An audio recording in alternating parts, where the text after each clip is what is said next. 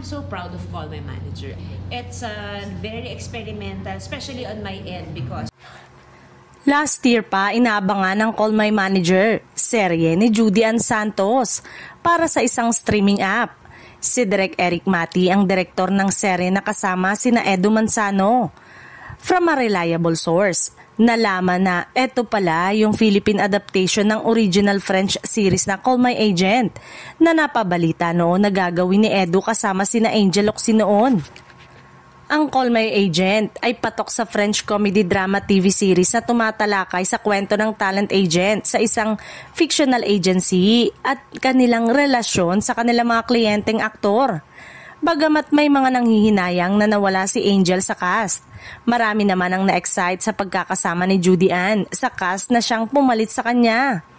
Masayang-masaya ang mga bida ng bagong kapamilya series na Call My Manager sa isang espesyal na screening noong Biyernes.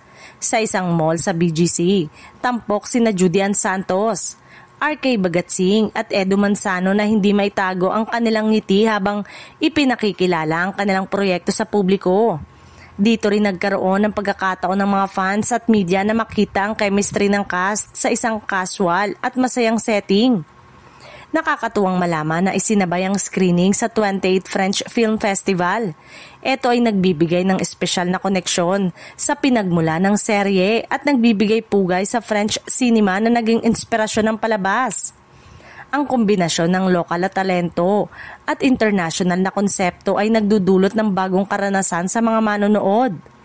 Bukod sa mga pangunahing bida, inaasahan din ng iba pang supporting cast na magdadala ng dagdag na saya at drama sa bawat episode.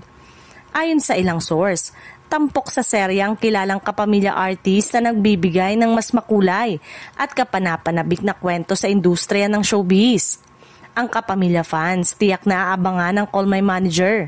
Hindi lang ito tungkol sa entertainment sa likod ng kamera, kundi pati na rin sa mga relasyon, intriga at pagkakaibigan sa mundo ng showbiz.